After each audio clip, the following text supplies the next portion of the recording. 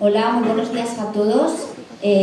Muchas gracias por asistir a los estudiantes que están aquí de bachillerato y de ciclos formativos del Colegio Santa Gema. También bienvenidas a las familias y a algunos alumnos que nos están viendo en streaming.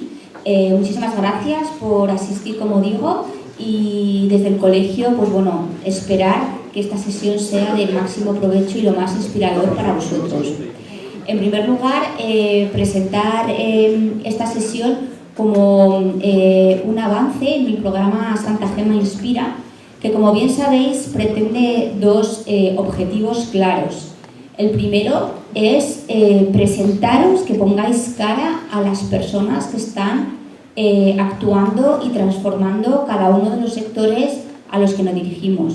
Personas que son de carne y hueso, que han tenido que enfrentarse a retos y a dificultades, que los han sorteado, que tienen sus ambiciones y sus deseos, con lo cual yo creo que está muy bien que veáis el lado humano de estas personas transformadoras. Y por otro lado también queremos ser un laboratorio de tendencia, es decir, que a través de estos profesionales veamos cómo va dirigido las líneas de actuación en el futuro, cómo van a dirigirse, qué se está haciendo ahora por avanzar, cuáles son los retos a los que nos enfrentamos desde las propias escuelas para formar lo mejor posible a nuestros alumnos y que ellos, cuando se introduzcan en el mercado de trabajo, puedan aportar lo mejor posible de ellos y de sus conocimientos que han aprendido aquí en la escuela. Por tanto, yo creo que es una sesión, o forman parte de un grupo de sesiones que son muy provechosas, que además también las personas que vienen aquí son personas que están haciendo un gran esfuerzo, porque están introduciendo dentro de sus agendas complicadas el venir al colegio. ¿Y eso qué quiere decir? Pues quiere decir que apuestan porque su visita a este centro os aporte, cambiemos nuestra manera de ver las cosas, nos inspire a cómo afrontar determinadas situaciones que estamos viviendo, o incluso nos apetezca investigar y aprender más sobre una vía laboral. ¿De acuerdo? Por tanto, el programa Santa Gema Inspira se hace por y para vosotros. Me encantaría que aprovecharais, como digo, muchísimo esta sesión, porque creo que va a ser muy provechosa. Vais a poder ver cómo la persona, el ponente de hoy, bueno, pues a pesar de sus 1000 millones de cargos así como estratosféricos, pues como decía antes, es una persona de carne y hueso, que tiene su familia, que tiene sus hobbies, que tiene su día a día, ¿no? No me voy a extender más, simplemente os pediría que por favor estéis muy atentos, porque el ponente de hoy merece muchísimo la pena, y luego también que os sintáis libres, ¿vale?, para poder preguntar después que haya terminado la ponencia, dudas que tengáis, curiosidades que tengáis, problemáticas que os pasan por la cabeza, ¿vale? Así es que, como sabéis, aquí en Santa Gema queremos eso, ¿no?, que haya un clima de confianza y de libertad para poder exponer y preguntar pues todas aquellas dudas que tengáis, ¿vale?, o curiosidades. Así es que os voy a dejar en manos de mi compañero Jaime, que desde aquí quiero agradecer también la función que ha hecho para traernos este ponente, que os va a presentar un poquito a Juan. Bueno, buenos días a todos.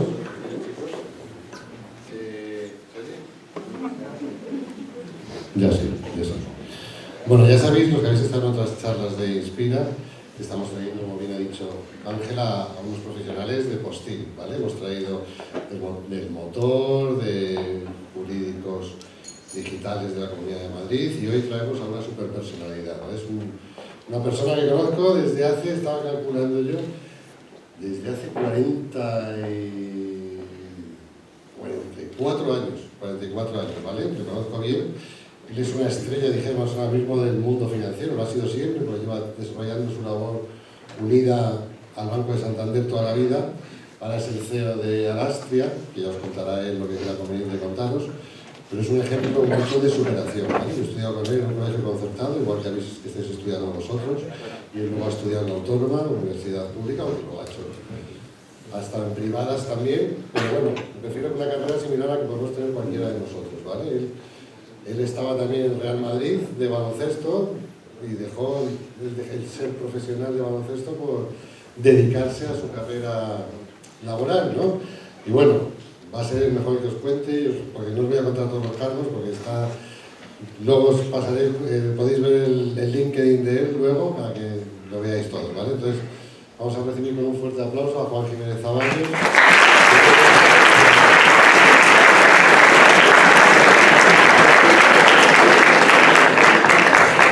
Muy bien. Pues nada, muchísimas gracias por invitarme aquí al Colegio Santa Gema, a Jaime, porque bueno, por sus palabras cariñosas, que seguro que ha exagerado un poquito. Y gracias a vosotros también por tener la sala y este salón de actos lleno, que la verdad que me encanta verlo así, porque bueno, supongo que suscita interés. Y he hecho muchas ponencias de este tipo con muy poquita gente también. Entonces, bueno, me encanta verlo lleno de gente joven, de gente que se está formando y de gente que está tomando los pasos adecuados para forjarse un porvenir y para crecer, ¿no? Y esto yo creo que es clave.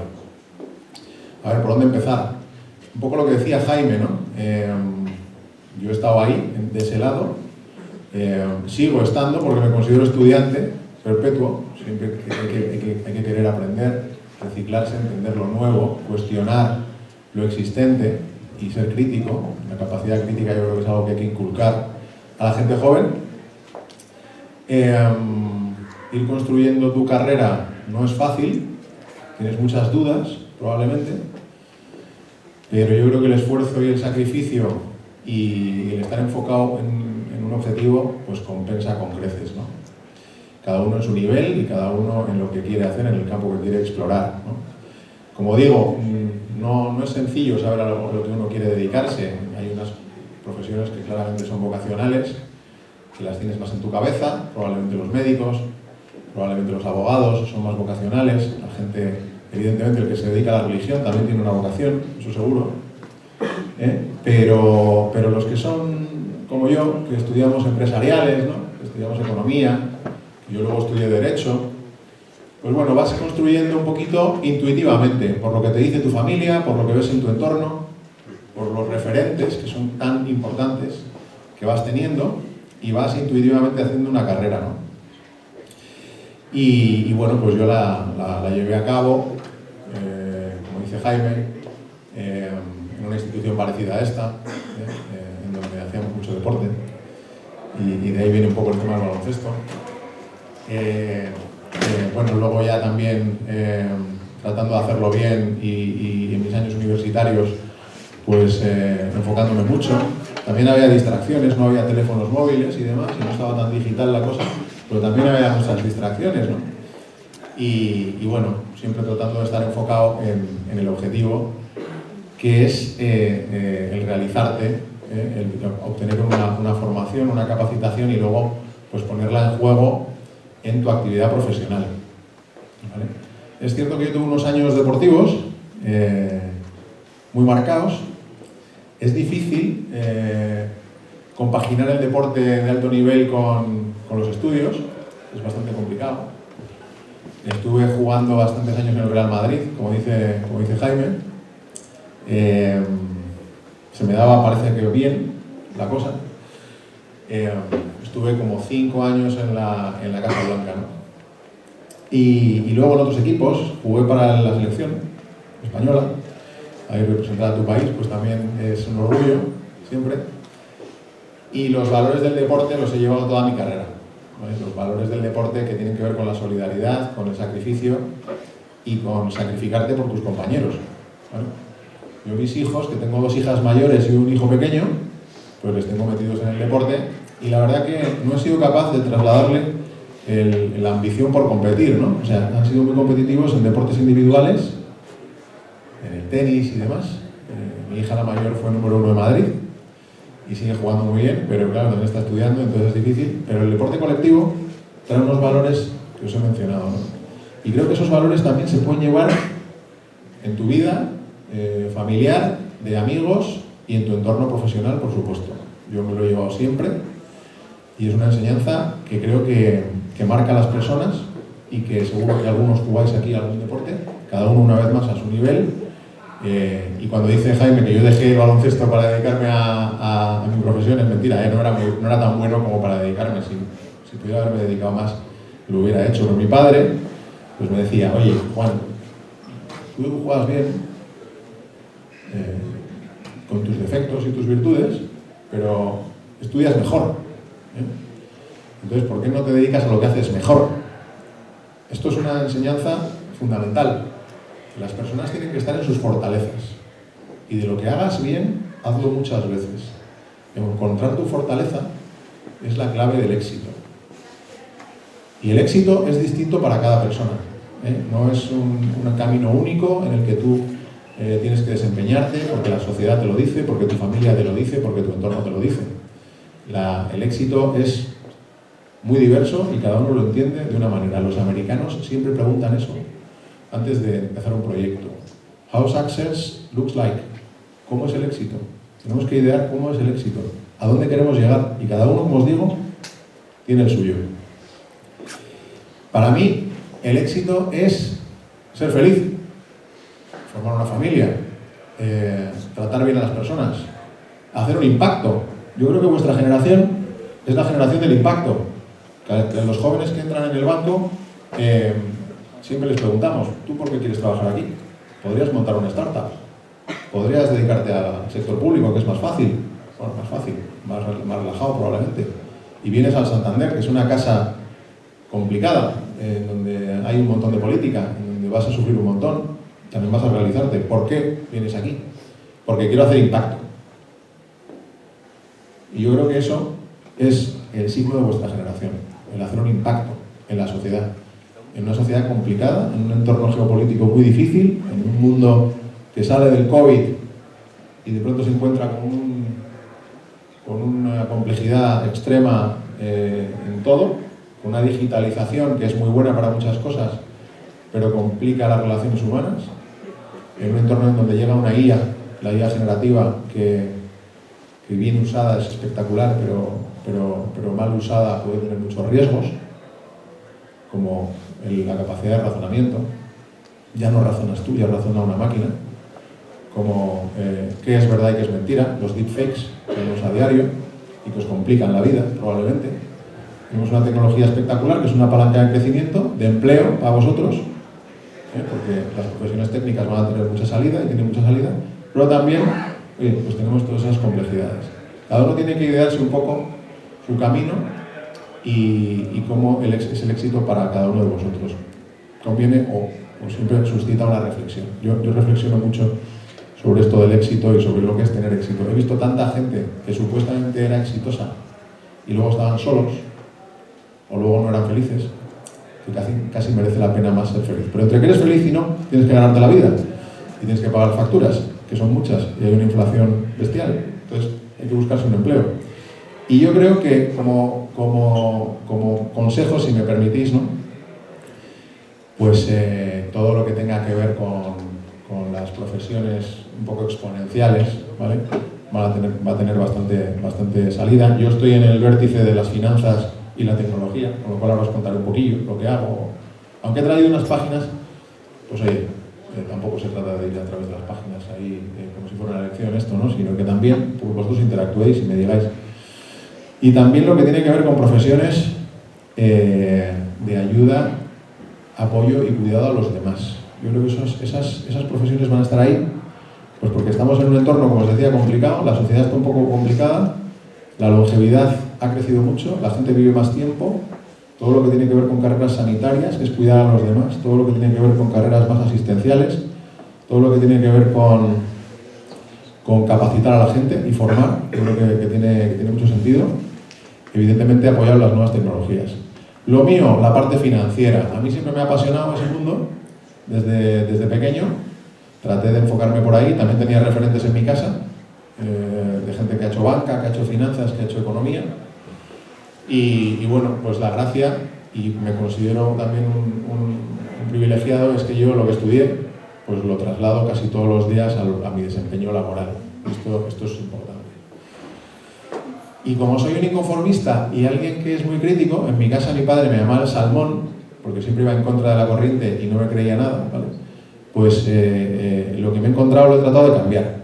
Estar en la transformación, estar en cuestionar cómo las cosas se hacen.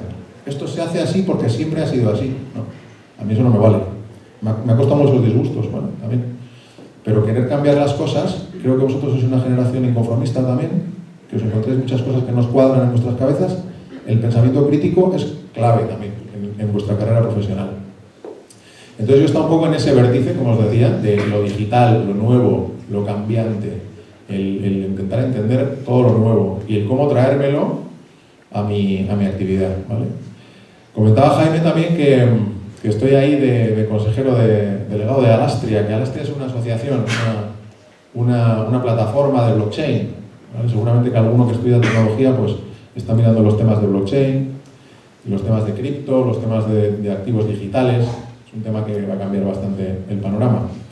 Y eso es una asociación de unos 500 socios que ayudamos a formar. A mí me gusta mucho el tema asociativo, es decir, el estar metido en comunidades de gente que piensa de una manera y que trata de cambiar una vez más lo establecido, ¿no? Y bueno, es una asociación bastante grande, ahora tiene al sector público muy alineado y la idea un poco es fomentar y divulgar la tecnología de blockchain en España y en Europa, ¿vale? Entonces bueno, pues también hago eso. ¿Y qué más cosas os cuento de mí? Ya para quizá cortar aquí y empezar un poquito con lo que traigo. Bueno, yo creo que os he contado más o menos todo, ¿no? Un poquito. Pues no sé, a mí me gusta, tengo más hobbies, ¿no? Pero pues, coleccionar cosas. El tema de que Jaime y yo también nos une de las cosas nostálgicas y vintage de los 80s, ¿no? Todo eso que, por cierto, vuelve, ¿no? Lo veis constantemente, esas series que ves en Netflix que son de 80s, ¿no? O las zapatillas antiguas de Jordan, ¿no? Todas esas cosas a Jaime y a mí nos gusta coleccionar y tal. Es verdad que nos gusta la música también, ¿eh? Se trata también de divertirse, muy importante, pasarlo bien y ser una persona completa. Si solo se trata de trabajar y estudiar, probablemente no tiene sentido. Enlaza con lo anterior de ser feliz. Vale, yo, como os he comentado, he trabajado casi toda mi carrera, casi 27 años ya, en el mundo financiero. Empecé mi carrera en una consultora, en Arthur Andersen, una compañía que luego quebró, ¿vale? Pero que hoy día es Deloitte, ¿vale? Deloitte seguro que lo conocéis. Y ahí estuve un tiempo también formándome, porque cuando sales de la universidad no tienes mucha idea de lo que quieres hacer.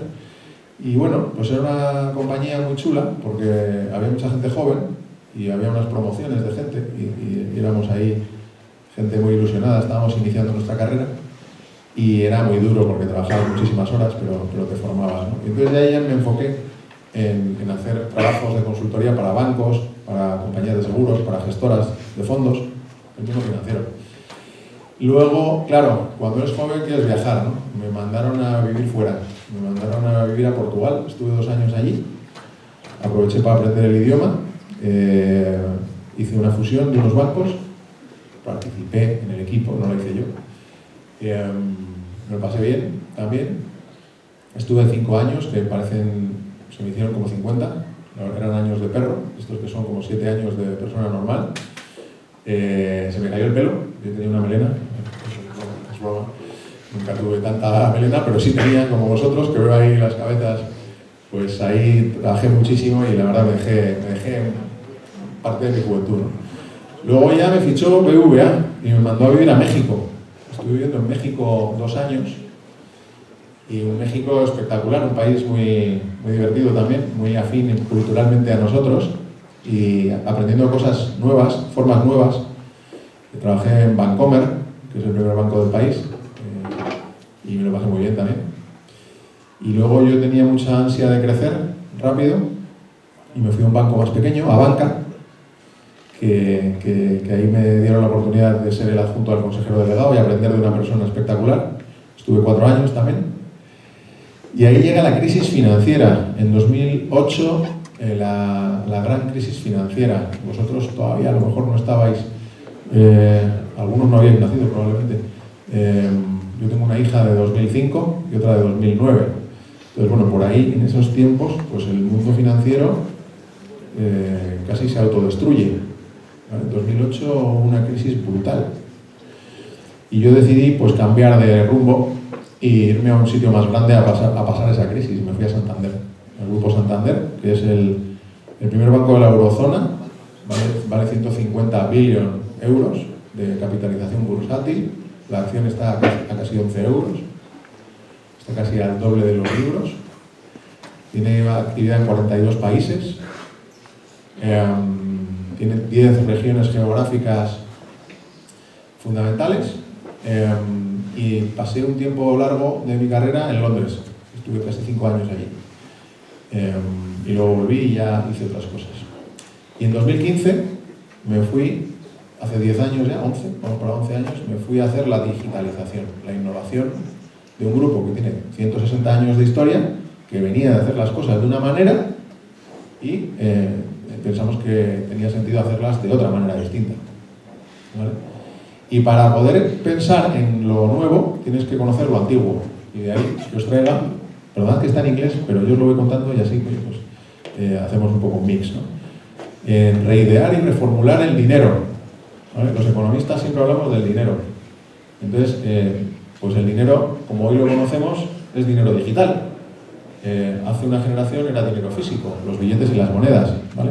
Pero es que hace muchas décadas y muchas generaciones el dinero se expresaba en commodities. Commodities son materias primas, cosas que están estandarizadas y que se pueden intercambiar y que pueden mejorar el trueque. Los antiguos venían del trueque, de cambiar cosas por cosas, ¿vale? O servicios por servicios. Pero de pronto, oye, se idea la manera de que expresar el valor en algo que sea escaso y que sea estándar, por eso commodity, ¿vale? Que esté estandarizado y que se pueda intercambiar. Y podría ser ganado también, y podrían ser dientes de ballena, y podrían ser conchas de mar. Hay en sitios, en islas del Caribe, que esas conchas siguen teniendo algún valor, ¿vale? Y luego alguien muy espabilado, en el siglo VI, pues hace unas monedas, las primeras monedas, que conservaban su valor facial, es decir, estaban hechas de metales preciosos. Te podías llevar la riqueza de un lugar a otro sin muchos problemas. Si te invadían tu pueblo o te quemaban tu aldea, pues te podías ir con el dinero a otro sitio. Esto de tener el dinero en formato pequeño y que se pueda transportar, ha marcado la historia del ser humano. Y ahí lo tenéis. Las monedas que veis tienen un cerco. No sé si veis algunas monedas, probablemente todas las monedas que veáis, aunque es algo en extinción, el tema del dinero físico, tienen un cerco, y es porque viene de la historia antigua en donde la gente limaba el metal precioso y quitaba las monedas, y por eso les terminaron poniendo un cerco. Ese cerco es algo que viene del pasado, ¿vale? Para que no quiten el valor facial. Hay una ley que es la ley de Grisham, ¿vale? Que es que los comerciantes querían deshacerse primero de las monedas de menor valor y conservar siempre las que tenían mayor valor, en términos de metal precioso. Os paso luego un slide en donde veréis que el activo más grande del mundo es el oro. El oro hoy en día está en máximos históricos, es un valor refugio, y cuanto peor le va al mundo, mejor le va al oro, ¿vale? Por eso veis mucha gente invirtiendo en oro. Si vais a Costco, veréis que hay unos lingotes de oro, la gente los compra, pero lo habitual es comprar certificados de oro o oro tokenizado, que es algo que está sacando ahora Prosegur. Por ejemplo, Prosegur, la compañía de seguridad, tiene un servicio cripto en donde te vende oro tokenizado. Esto es interesante, ¿vale? Aparte tiene un tratamiento fiscal muy bueno. Y pues oye, también había tapices, que son los tapices, el origen de los billetes, ¿vale? Tal y como los configuran y tal como los confeccionaban, pues los primeros billetes empezaban a surgir, ¿no? ¿Qué tiene que ser el dinero? El dinero tiene que ser 3 cosas. El dinero tiene que tener capacidad de redimir deudas, es decir, tiene que ser medio de pago. Vosotros vais a pagar y la persona que os recibe ese dinero tiene que darse por pagada y un juez tiene que determinar que tú has pagado. O sea, tiene que ser medio de pago. Esa es la primera condición del dinero. Esto lo estudias en la universidad. La segunda condición del dinero es que tiene que ser reserva de valor, es decir, que no puede devaluarse en el tiempo, que tiene que ser estable. Daos cuenta, en Argentina tienen, antes de mi ley, mucho más, ahora menos. porque ahora la economía está un poco en electroshock, pero tenían inflación diaria. Desde que tú cogías el producto en el supermercado hasta que llegabas a la caja, el precio cambiaba. Los salarios de las personas se cambiaban todos los meses. Tienen inflaciones de 400% anuales. ¿Vale? Son divisas muy débiles. Las divisas, para representar dinero y para que sean estables en el tiempo, tienen que tener reserva de valor. ¿Vale? Esto es muy importante. Y también tienen que ser unidad de cuenta. Es decir, se pueden contar. Alguien tiene mucho, alguien tiene poco. ¿Cuánto tiene? ¿Vale? Se tienen que adicionar, se tienen que contar. Y hay una cosa aquí que es que el dinero tiene que ser fungible. ¿Vale? Lo dejo ahí. Y es que se pueda componer. Es decir, que, por ejemplo, euros y dólares no se pueden sumar. No son fungibles. ¿Vale? Mientras que euros de España y euros de Alemania, porque los emite el Banco Central Europeo, esos sí se pueden sumar. Se entiende que son fungibles. Lo dejo ahí. En la facultad estaban todo el rato con lo de fungible.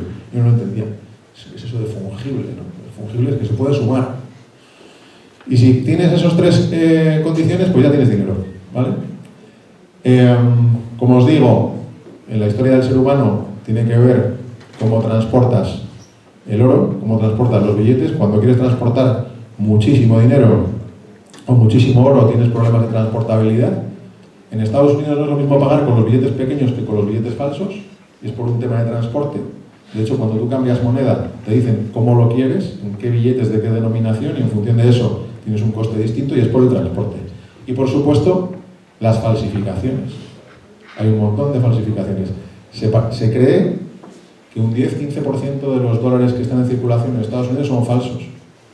Pero viven con ellos. El efectivo en manos del público, que controla la Reserva Federal, pues tiene en cuenta que hay unos dólares falsos en circulación que ya forman parte de la masa monetaria. ¿Vale? No tienen pase, son falsos. Lo que pasa es que ellos lo ajustan por detrás. Pero hay un montón de falsificaciones. Que en el siglo XXI, en el 2026, tengamos problemas de transporte y problemas de falsificación, con toda la tecnología que tenemos, es un poco contraintuitivo, ¿no? Deberíamos tener algo un poquito mejor, ¿no? Bueno, pues todavía los países siguen teniendo efectivo. ¿Qué país es el país que más efectivo tiene de Europa y que más efectivo utiliza de Europa? Decid uno. Sería de España, ¿no? Porque como aquí hay mucha corrupción y economía parecida y tal. Alemania. Alemania, 57% de las transacciones se producen en efectivo, en billetes y monedas, efectivo en manos del público. Y es un país desarrollado, industrializado y muy sofisticado, pero tiene eso, ¿no? Es por esto que vemos proyectos como el euro digital. Vosotros en 2028, 29, empezaréis a manejar euros digitales. Tendréis euros digitales en vuestro wallet. Igual que tenéis el dinero que os ganáis haciendo algún trabajo, o os dan vuestros padres en formato de paga, y os lo dan en euros de los normales, en vuestra cuenta que tengáis, si os hacéis Bizum y os pagáis y demás, hacéis todo lo que tenéis que hacer, tendréis también este formato nuevo de euros digitales, que será una divisa digital de un banco central. ¿Vale? Luego os cuento un poquito más sobre eso. Este tema que os estoy contando del transporte, de la falsificación y de que la gente todavía se pagaba en dinero físico, y de que, os lo he contado antes porque quería enlazarlo aquí, y en 2008 el sistema financiero como estaba construido casi quiebra y casi colapsa, hace que unos señores anónimos en Estados Unidos formulen una nueva manera de hacer dinero que sea reserva de valor, sea unidad de cuenta y sea medio de pago. Y ese es el origen del Bitcoin. 2008, precisamente en el momento en donde las finanzas internacionales se iban al garete. En ese momento, inspirado en el oro, haciendo un poco el oro digital, pues hay un grupo de tecnólogos que usan un seudónimo para sacar el tema de Bitcoin, ¿vale? Y yo creo que eso cambia radicalmente la línea temporal esta que os estaba marcando del dinero. Ellos no le llaman dinero porque no coincide o no contiene las tres características anteriores. El Bitcoin es muy volátil, no es reserva de valor. Pero cuando lo diseñan no era tan volátil y no pensaban que iba a tener este crecimiento especulativo que ha tenido. pero en términos de tecnología y en términos de ingeniería es una obra maestra. Si utilizáis los Macs, los ordenadores de Apple, todos los ordenadores de Apple dentro llevan el papel de Satoshi, que es el origen de Bitcoin. Lo llevan dentro, ¿vale? Lo llevan dentro del código. Lo podéis sacar, yo creo que lo podéis sacar. Miradlo ahí en internet, preguntárselo al GPT, miradlo en YouTube, seguramente alguien lo ha podido sacar. Os lo podéis leer, son 9 páginas, pero son 9 páginas magistrales. Seguramente alguno lo habrá leído. ¿Alguien que hace tecnología? Por aquí. Aquí está bien, por aquí, hacéis algo de arriba, estudios de tecnología. ¿Lo habéis leído? ¿Habéis leído el papel de Satoshi? Eso es muy importante. Que no era japonés ni nada de eso, ¿no? Era un equipo de ingenieros anónimos. Y dan origen al fenómeno de las criptomonedas, ¿no? Que ahora ya pasados 18 años de la génesis del primer bloque de Bitcoin, el bloque Génesis que le llaman, pues es un tema que ha crecido muchísimo. Es un mercado gigante, es un mercado lleno de oportunidad y es un mercado también lleno de peligrosidad y de complejidad. Y conviene entenderlo bien para no cometer errores. Yo sé que hay un montón de gente joven que invierte en estas cosas. Es muy interesante, es una oportunidad gigantesca, es dinero digital, pero hay que tener cautela, es lo único que puedo deciros. Yo tengo un montón también, he hecho lo que he podido, he ido comprando, sobre todo para experimentar y para entenderlo bien, sin obsesiones de hacer por 10, por 20, por 30, por 40, como mucha gente he visto. Y la gran noticia es que ahora esa cosa que nació en 2008 pues se puede hacer en servicios financieros normales, tradicionales. El Santander, por ejemplo, lo está ofreciendo en Open Bank, ¿no? El BBVA también lo está ofreciendo. Bueno, hay un montón de empresas de servicios financieros tradicionales que también lo ofrecen. Quiere decir que esto ha tenido recorrido, ha tenido cabida y también ha ocupado un hueco en el mercado en lo que es la digitalización del valor, la digitalización del dinero. Este gráfico que tenéis aquí, que es complicado, pero es de 2025, es todas las formas de dinero que existen. O sea, el dinero, vosotros a lo mejor pensabais que el dinero era dinero y ya está. Pero no, el dinero tiene diferentes expresiones y diferentes cajitas, como lo veis ahí. La única manera que tiene un señor de tener dinero de Banco Central es en la primera caja. Billetes y monedas. Alguien particular, un individuo, es la única manera que tiene de tener dinero de Banco Central. El dinero de Banco Central es el emitido por los bancos centrales a la hora de inyectar dinero en el sistema. Billetes y monedas, como decíamos antes, muy rudimentario. Por eso sale esta caja que hay aquí, bueno, y las reservas que hay en el Banco Central. Lo que pasa es que esas son reservas que vosotros no vais a ver y que un individuo no puede tocar. Es verdad que las instituciones financieras tienen cuentas mayoristas en los bancos centrales, pero eso olvidaros un poco porque es un mundo más de banca mayorista y banca de inversión.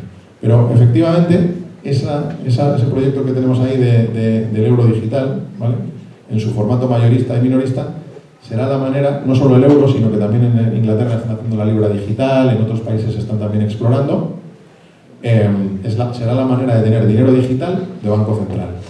Y esto es bastante relevante. Pero hay otros esquemas, ¿vale?, como todos estos, pues que son un poco híbridos, ¿vale? Están saliendo una cosa que se llama las stablecoins. ¿Alguien ha escuchado hablar de las stablecoins? Los de arriba, que son de tecnología. Vale, pues están inspiradas en el fenómeno de criptos, ¿vale? Y también son dinero. Y la gente las utiliza muchísimo para pagar entre países y para pagar entre gente que quiere liquidar cripto, ¿vale? Cripto por la stable, o entrar en protocolos de DeFi. Seguramente alguno habrá mirado los protocolos de finanzas descentralizadas. Ahí se entra a través de este nuevo dinero. Ya no te valen los billetes y monedas, pero tampoco te vale esto. Tampoco te valen los depósitos en banco comercial. Seguro que vosotros pensabais, oye, el dinero es dinero y el dinero lo tengo en mi cuenta del banco. Eso no es dinero de Banco Central. Eso es dinero de banco comercial. Eso está en el balance del Santander, en el balance de Caixa, en el balance de BBVA. Es distinto, ¿vale? Y tiene riesgo de crédito. O sea, si le pasa algo a ese banco, puedes tener un problema.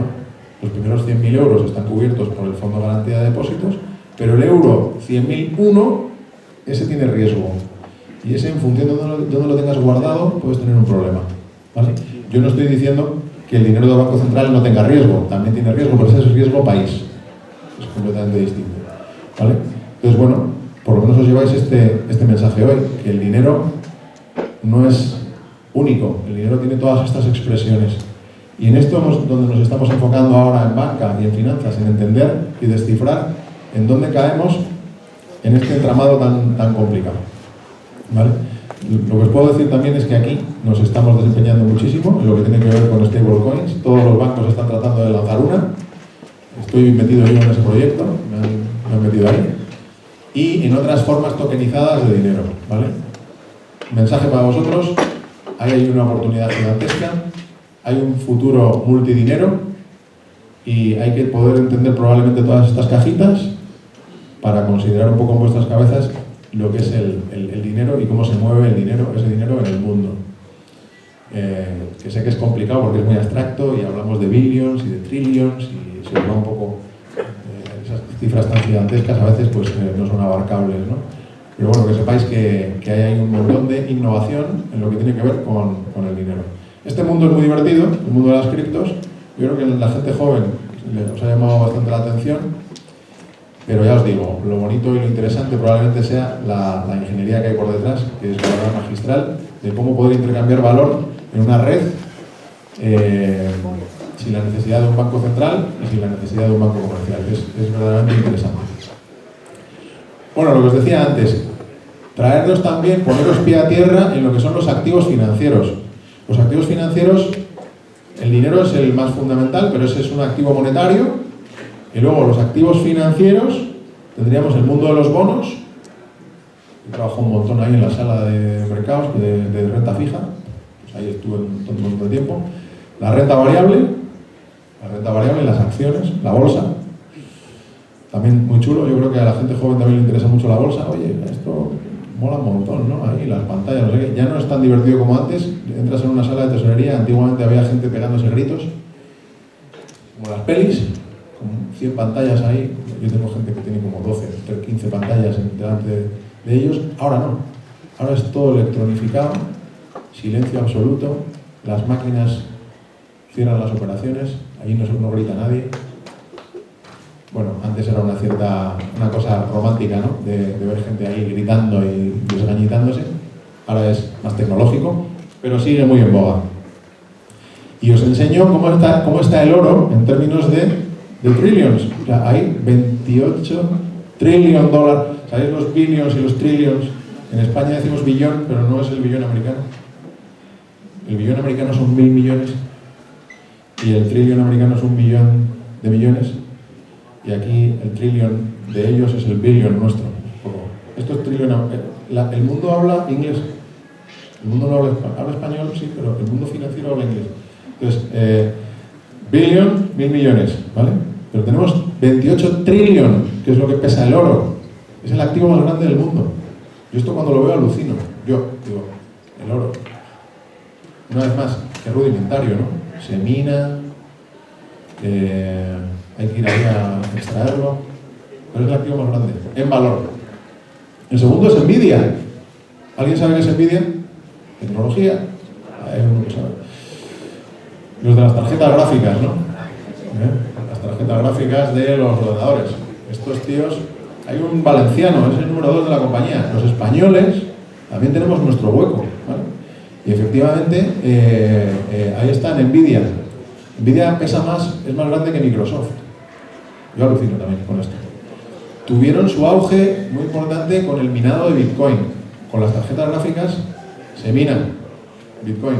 También se hacen gráficos, ¿vale? Y se hacen visualizaciones y se procesa en GPU fuera de lo que es un procesamiento central. Se procesa fuera de una manera mucho más eficiente. Estos tíos son unos visionarios. Han tenido problemas de semiconductores. ¿Por qué quiere Trump conquistar Groenlandia? ¿Estáis viendo las noticias? Hay que leer el periódico todos los días. Porque hay tierras raras. Y las tierras raras sirven para hacer semiconductores, chips. Y los de Nvidia quieren los chips. Y van a poner una pasta. Y se la van a poner a Trump. Y ahí lo quieren sacar. Nada ocurre por casualidad. Si bien Nvidia está ahí, compañía top, y hay que mirarla. Contrata un montón de ingenieros. Hay gente contratando. O sea que efectivamente aquí es interesante. Las Big Techs, las grandes plataformas, negocios de plataforma, son un poquito ya obsoletas, no son la nueva ola, no son el Web 3.0, son Web 2.0, pero son compañías que crecieron mucho en los 2000, ¿vale? Estamos hablando de los GAFA, los Google, Amazon, Facebook, Apple, Microsoft, Intuit, IBM no es 2000, IBM es 70, ¿vale? Pero esas compañías son brutales, las mayores del mundo, ¿eh? Las mayores del mundo, ahí las estáis viendo. La plata, viene luego la plata, sistema bimetalista. Nos vamos al principio, las monedas se hacían de metales preciosos. Viene la plata. Últimamente veo gente en Instagram ahí, compro, vendo plata. Yo pensé que la plata no tenía mucho, bueno, también. Bitcoin, ahí está Bitcoin, ¿eh? Bitcoin es 11 veces más pequeño que el oro, pero se comporta exactamente igual, es oro digital.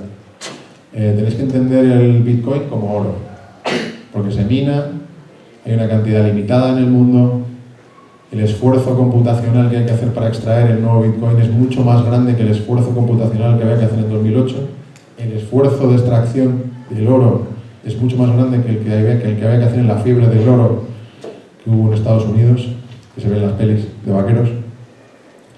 Ahí está también los saudíes con el petróleo. Esta gente está tratando el mundo del petróleo tratando de ser green. Hay una corriente muy importante de sostenibilidad.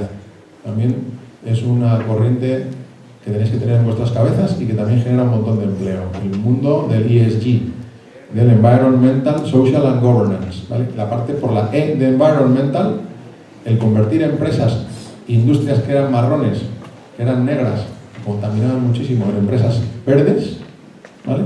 Esto también, y que hace un impacto, enlaza con lo primero que os he dicho de hacer impacto, esto también es una corriente que tenéis que tener en la cabeza. Y los de Saudi Aramco están ahí y están tratando de convertir una industria que poluciona, genera huella de carbono, cambiarla en un entorno green, ¿vale? También está ocurriendo en China.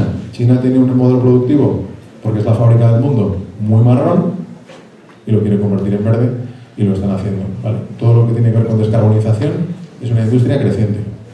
Aunque Trump ahora lo niega, ¿vale? Pero eso ha venido para quedarse, probablemente eso sí ha venido para quedarse. Y ahí están las stablecoins también, lo que os decía antes, las divisas de valor estable. No es más que dinero privado, es dinero que un privado crea. Contra el dinero público hay gente que dice que no, que el dinero público al final no hay tal cosa, el dinero público es la expresión del GDP, del Producto Interior Bruto, y también tiene que haber dinero privado, de base privada. Las ideologías más liberales van hacia lo privado y las ideologías más progresistas van hacia lo público. También en este debate del dinero y el debate de los activos en el mundo tenemos un tema por ahí ideológico. Hay gente que piensa que lo privado es más eficiente, ahí hay escuelas de pensamiento, ¿de acuerdo? Pero que sepáis que las stablecoins es la expresión liberal del dinero. Cada banco central cobra un derecho por emitir dinero, es el derecho de señoreaje, viene de la Edad Media, ¿vale? Cobra un poquito, por cada euro emitido, el Banco Central Europeo guarda un poquito. Lo invierte en bonos y le saca mucha rentabilidad. Se parece al Bitcoin, por cada vez que mino me queda un incentivo, eso es lo que hace el minero, ¿no? Me queda un trocito que se llama el nonce, que es lo que permite luego que la cadena de bloques se enlace, ¿vale? Si no hubiera incentivo nadie lo haría, ¿vale? Lo que dicen los de las stables es que el señoreaje se puede privatizar. Yo me puedo ganar ese señoreaje si emito dinero. Y les está yendo bastante bien, pesan ya 300 billion. Están dos compañías ahí liderando el mercado, son dos compañías americanas. Se llaman Circle y Tether, ¿vale? Bueno, oye,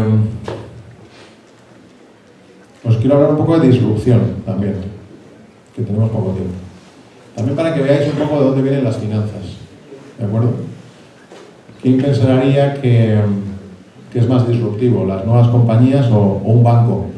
Pues evidentemente los bancos tienen una connotación un poco obsoleta, casposa, que vas a la oficina, te recibe un señor allí, te cuenta su vida, no sé qué, te intenta vender un producto.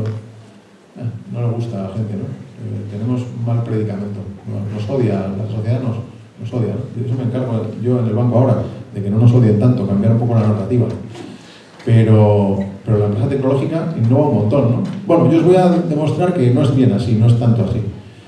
Estos señores haciendo cola aquí en el 1400, ¿no? ¿Quién inventa la banca? Muchos dicen los ingleses, ¿no? Porque los ingleses tienen la banca de inversión, la City, Londres, son unos maestros.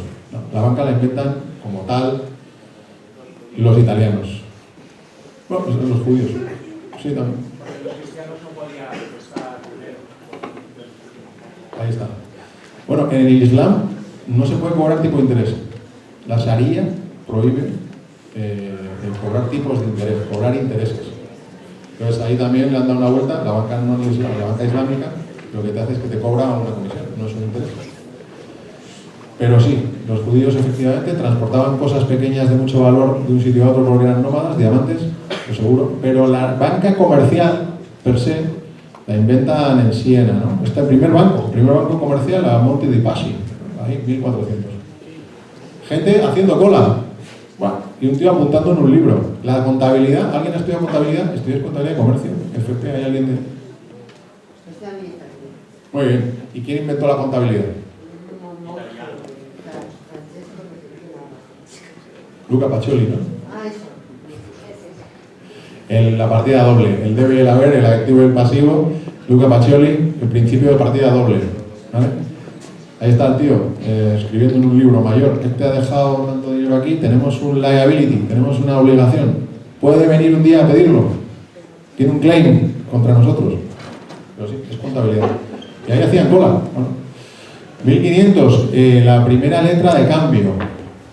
También en Italia, porque tenían la ruta. ¿Habéis visto las series de Marco Polo? Pues hay que verlas. Las rutas de las especias. Los italianos hicieron un montón de cosas ahí y lo hicieron bien en finanzas, son buenos financieros. Tienen bancos buenos también hoy en día. Pero bueno, fue en 1500.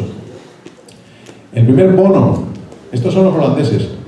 Holanda también ha sido un país que ha ido ultramar, ha tenido colonias y ha tenido que inventarse la manera de generar instrumentos financieros que plasman o que indican si tienes una deuda.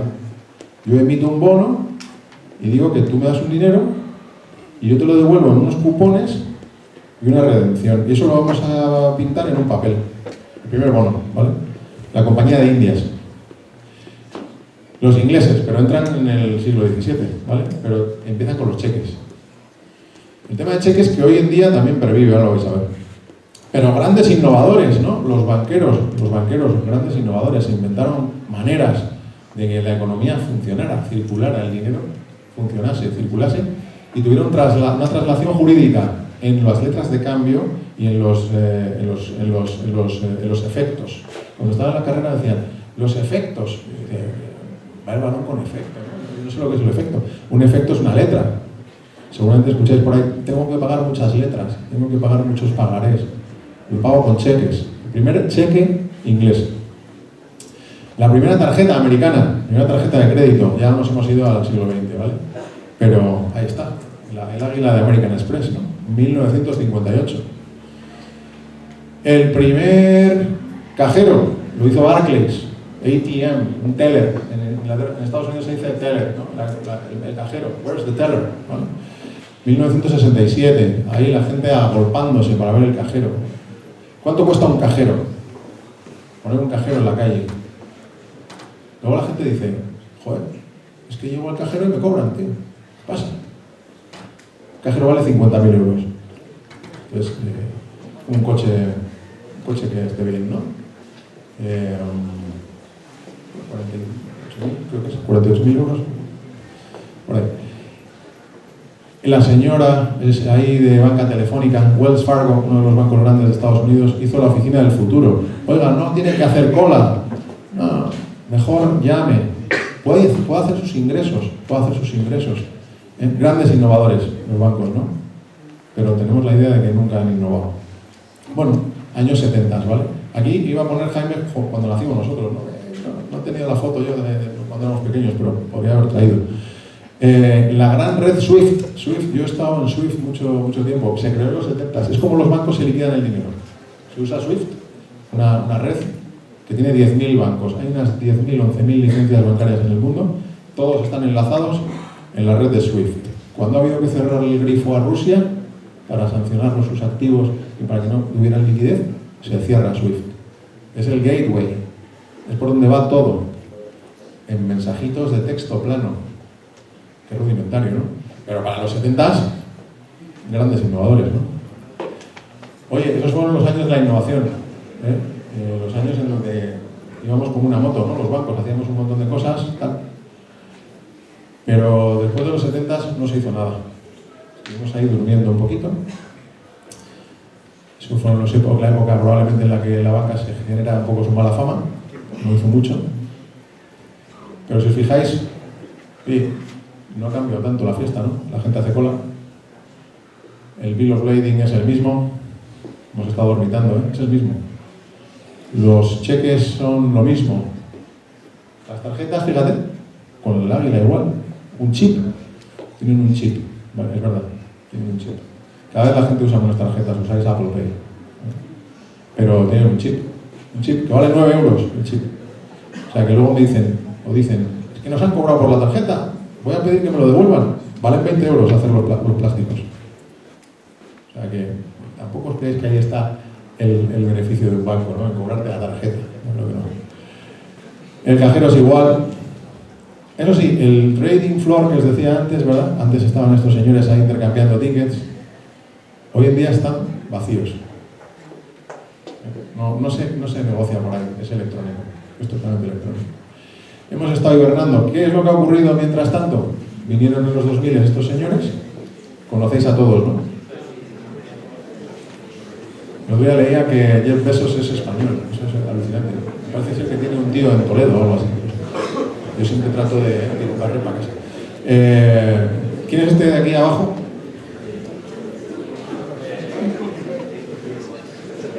Este de aquí. Jack Ma.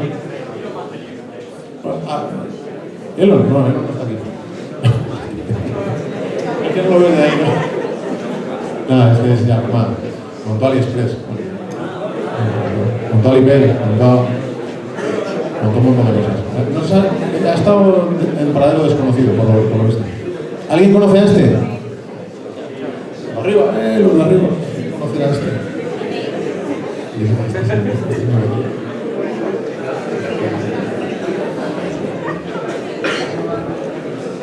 ¿Quién es este hombre? Este chico. Es un chico que está ahí sentado. El de Ethereum, dicen por ahí, el de Ethereum, el tío de Ethereum. El Vitalik Buterin. Vitalik es ruso, canadiense. Yo lo conozco, sin ánimo de, tirarme el pisto y tal, lo conocí en su día, 2 o 3 veces me he reunido con él. Es el que montó la red de Ethereum, que para mí es el invento mayor del siglo XXI. Me parece brutal. En 2016 yo creo que lo lanzó. Estos son los contratos inteligentes, esto es el superordenador, esto es el poder dar tu capacidad computacional a una red, esto es conectar todo con todo, el mundo programable, el Ether, porque la gente que invierte en Ether, le gusta lo del Ether, es la única que me creo, la única cripto, ¿no? Porque es la gasolina de la red, y este tío lo vio, y es un tío que no terminó su carrera, fue a Cornell, tenía 19 años, se me aburrió de lo que le decían allí y dijo, yo me monto mi cosa. Y se lo montó. Ethereum lo usamos todos los que hacemos finanzas programables, todos los que estamos metidos en blockchain, todos los que montamos un proyecto de este tipo, usamos su tecnología pública que lleva 15 años sin caerse. Espectacular. 15 años sin caerse. Performa mejor que la NASA, performa mejor que el Pentágono, performa mejor que los bancos, performa mejor que... Nunca ha recibido un ataque de ciber. Nunca se ha caído, casi. Se ha caído hace 10 o 12 años, se cayó una vez, pero nunca se ha caído. Vitalik estaría sentado ahí. Lo que pasa es que Vitalik cuestionaba el status quo. Y es lo que hay que hacer, siempre cuestionarlo. No ser un antisistema tampoco, ¿eh? Todo está mal, ¿no? A lo mejor todo, no, pero las cosas que no están bien se cambian. Conocemos a todos estos, montan Microsoft. Oye, lo montan en el 75, estábamos naciendo, Jaime y yo, en el 76. Pero ellos sacan un wallet para pagar. Apple se monta en el 76, justo en nuestro año, por eso somos tan de Apple, ¿no? Tenéis Apple Pay. ¿Usáis Apple Pay todo el mundo? No usáis Apple Pay. ¿No os gusta? Pagar con el móvil. No pagáis con el móvil, pasáis. Bueno, cada vez que alguien paga con Apple Pay, la mitad del dinero, la mitad de la comisión se la lleva Apple, ¿vale? O sea, es una herramienta espectacular. Y tienen ahí mucho público cautivo, tienen un ecosistema cerrado, no les gusta compartir con los demás, se han montado su chiringuito, sus herramientas funcionan de su manera y no es código abierto ni es lo contrario de Android. Tecnólogos por ahí arriba.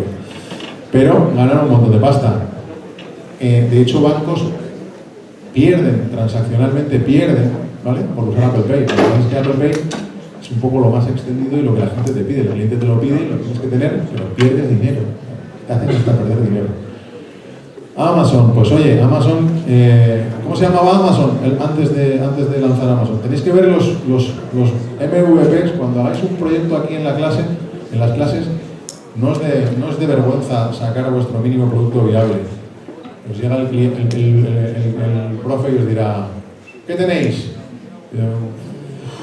Esto hemos podido tener aquí, de lo que tenemos, lo que hemos construido es esto. Porque Amazon, cuando salió, el primer MVP, debería haberlo traído, era un desastre. Se llamaba Cadabra, ¿no? Amazon se llamaba Cadabra. Hace un juego de palabras de la Amazonia, Amazon y Amazing. Amazon, Amazing, ¿vale? Y por eso la sonrisa. Una compañía que, claro, que vendía libros, pero lo que se da cuenta es que puede vender muchas más cosas y puede ponerse a comercializar la tecnología que hay por detrás. Y es la compañía más grande de cloud, ahora mismo, con lo cual, una reconversión, un pivote hacia una industria que no tenía nada que ver. Ellos vendían libros, ellos querían desintermediar a las librerías, la casa del libro, en Estados Unidos se llama Barnes & Noble, y ahí están. Y es una compañía potente. Perdió dinero durante muchísimo tiempo y vía Amazon Web Services está creciendo exponencialmente, una de las compañías más exitosas. Y prestan dinero, cosa que los bancos hacíamos siempre, ¿no? Prestar, se trata de prestar. Pues ellos están prestando. Nos están metiendo por todos lados. Google, estos en los 2000, ¿no? Nacen un ruso y un indio. Lo montan. Google, ¿qué significa Google? El Gogol, ¿alguien matemático? 10 elevado a la... El Gogol. Toda la gente dice Google, no saben de dónde viene Google, ¿no? Google, ¿no? Pues un buscador, ¿no? Que tiene una araña, un web spam por detrás. ¿Qué es de lo que gana la vida esta gente? Del AdWorks, un producto de publicidad. Pero un buscador. Otro pivote, ¿no? Pensar diferente. El pensamiento lateral. Los profesores que están ahí sentados, los chicos tienen que tener pensamiento lateral. No es A to B, no es de A a B. Hay que ver los lados. Muchas veces, en mi época, y Jaime lo sabe, ponían unas orejeras así y nos teníamos que fijar en los textos y memorizar. ¡No! Prefiero gente que tenga pensamiento lateral en mi equipo, que sepa pivotar. No os voy a dar la matraca con la cultura del fracaso y todas esas cosas que ya se habla tanto, que ya me da un poco de... Pero la cultura del pensamiento lateral es que el valor está por los extremos de la habitación. Y solo lo capturan los que miran por los lados, o los que tienen en su equipo a alguien que mira los lados, ¿vale? Y efectivamente estos señores vieron que había un wallet que montar, vieron que había un montón de cosas que hacer, pero sobre todo publicidad. El 90% de la facturación de Google es el AdWorks, ¿vale? PayPal. ¿Sabéis de dónde viene PayPal? De eBay. Es que es una cosa un poco ya vintage, pero cuando queréis comprar unas zapatillas de esas que compramos Jaime y yo, en eBay las pueden tener, ahora están en Vinted, ¿no? En Wallapop, no sé qué, pero también en eBay. Y crearon una pasarela de pagos que es PayPal, donde tú puedes pagar a un email. no hace falta tener la cuenta corriente, puedes pagar un email. La separaron de eBay, Elon Musk, que estaba ahí. Elon Musk, el primer emprendimiento que hizo fue PayPal. Se aburría de los pagos y se fue a hacer otras cosas.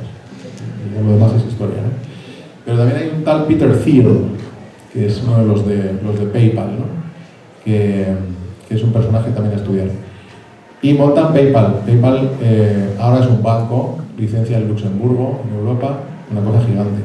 Lo montaron en una sesión, por lo visto. Hay una foto de la fundación de PayPal, la podéis ver por ahí en internet. Alibaba, Jack Ma, ya lo hemos dicho, Facebook, una cosa ya antigua, pero hay tiene una cabecera que es Meta. Han venido un montón de compañías a desintermediarnos, ¿no? Y a cambiarnos un poco la manera de pensar y de ver las cosas. Estas son un poco las compañías que han tenido éxito. Las Big Techs. Los bancos han estado hibernando. Vivimos un poco una pinza interesante, y es esas Big Techs viniendo por el negocio de finanzas, y también animales muy pequeñitos que pueblan el ecosistema, que son las fintechs. Seguro que lo habéis leído en algún lado. Las fintechs, las Big Techs y las fintechs. Los bancos se sitúan en medio, unos nos comen por una parte, otros nos comen por el otro lado, y nosotros estamos en esa pinza complicada, ¿no? Las fintechs normalmente vienen al mercado a cumplir con una necesidad que no cubre un banco y hacerlo de una manera más ágil y más sencilla. Hay un ecosistema fintech muy relevante, yo creo que eso también podéis mirároslo, startup en general. Yo siempre recomiendo la idea de pasar por una startup también, en vez de empezar una gran corporación que igual es más lento, más aburrido, más complicado. El poder trabajar en un entorno de ese estilo. En España hay un buen ecosistema. Yo diría que el ecosistema en España lo tenéis en las grandes capitales, pero también hay mucho en Valencia, por ejemplo. Veo un montón de gente emprendiendo ahí. Hay unas aceleradoras interesantes. En Mercadona tiene una aceleradora muy buena que se llama Lanzadera, que es interesante. Hay una aceleradora de deportes bastante chula en Valencia también. Podéis mirárosla. Hay un cierto emprendimiento. Yo creo que el emprendimiento está bien, podría estar mejor si la gente se lanzase más a la piscina y si la gente tuviera un poco más de carácter de emprendimiento. El emprendimiento, yo creo, probablemente en donde más lo he visto en mi carrera, que me ha tocado ir a buscarlos para intentar convencerles de trabajar con nosotros, a toda esta gente que hace negocios más pequeños. Probablemente la comunidad más innovadora que me he encontrado es la israelí. Estuve muchos años llevando una aceleradora en Tel Aviv, en el banco, eso no lo he contado, pero también. Y cuando tú preguntas en este setting, aquí, en el cole, en la universidad, oye, ¿cuánta gente quiere trabajar en una empresa grande? Bueno, la verdad que equipo. ¿Os gustaría trabajar en un sitio como el que trabajo yo? Que te pagan todos los meses, que tienes un seguro, que tienes una pensión, que tal, que puedes desarrollarte internacionalmente, que vas a trabajar con todos los medios disponibles. Oye, pues está bien. En Israel no te levanta la mano ninguno. Nadie. Cero. Nada. También es verdad que no tienen multinacionales. ¿Vale? Es verdad. Pero todo el mundo quiere montar su empresa. Todo el mundo quiere ser su propio jefe. Todo el mundo quiere cuestionar el sistema. Todo el mundo quiere... todo el mundo, estoy haciendo una generalización. Mucha gente, no sé si todos, pero mucha gente quiere montar su negocio. Montar su negocio, construir rápido lo que tengan que construir. Si tienen que fallar rápido y barato. Y montar su business. En España hay por ahí, os voy a dar la vuelta a la pregunta. ¿Quién quiere ser empleado público? Funcionario. Que nunca te van a echar. Nunca, da igual. Que nunca te van a echar. Bueno, hay alguno más que antes. Tiene que ver un poco con el enfoque, ¿no? No hay nada mejor ni nada peor, es simplemente el enfoque. La sociedad, hay sociedades que tienen el emprendimiento en pena, que proviene probablemente de generaciones, Y hay otras sociedades que igual pues no les interesa tanto, ¿no? Bueno, yo creo que más o menos la charla está hecha. Las palabras finales mías son que busquéis en vosotros lo que significa éxito, que no os lo cuente un tercero, que no os lo cuenten en vuestra casa tampoco. A escuchar a los padres, sí, pero probablemente quieran lo mejor para vosotros, seguro que quieren lo mejor para vosotros, como los míos querían lo mejor para mí, pero el camino hay que hacerlo uno mismo. Tratad de ser felices lo más posible. No os va a cuadrar todo en la vida. Se os van a presentar dificultades. Ya las tenéis dificultades. Pero yo creo que el esfuerzo merece la pena, el sacrificio y el ser honesto. No hay atajos, no existen. Hay que currárselo, hay que dejarse la piel. Es un entorno muy competitivo. No vais a competir con los de vuestro barrio. No vais a competir con los de la ciudad de al lado. Estáis en un mundo global, vais a competir con todo el mundo. Mi hija la mayor, número 1 de tenis de Madrid. La llevé a un campeonato de España, ¿no? También lo hizo bien, ¿no? Dijo, oye, yo creo que a lo mejor puede dedicarse, ¿no? Nos saca de pobres, ¿no? Imagínate. Y claro, la prueba del 9 es llevártelo a un torneo internacional, en donde hay chicas de Rusia que juegan 9 horas al día, y chicas de China que juegan 9 horas al día con el gobierno financiándote toda tu vida, ¿vale? 6-0, 6-0. O sea, no hizo ni un juego, ¿vale? Oye, papá, pues yo no era tan buena, yo no jugaba tan bien, tú me has contado que resulta que se me daba bien y tal. Yo te he traído a hacerte aquí la prueba del 9, ¿vale? Te he llevado internacionalmente a que veas lo que te vas a encontrar. El mensaje que os traslado es: la competencia es global, vivimos en un mundo complejo y hay que esforzarse un montón y estar foco y olvidarse de las distracciones absurdas y enfocar en lo que verdaderamente importa. Pero cada uno va a encontrar su camino, estoy seguro. Muchísimas gracias.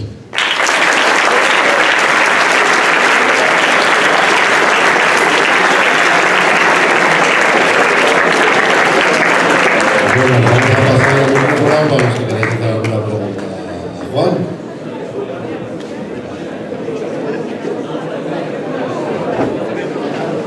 Preguntas, que se vean interesantes, chaval.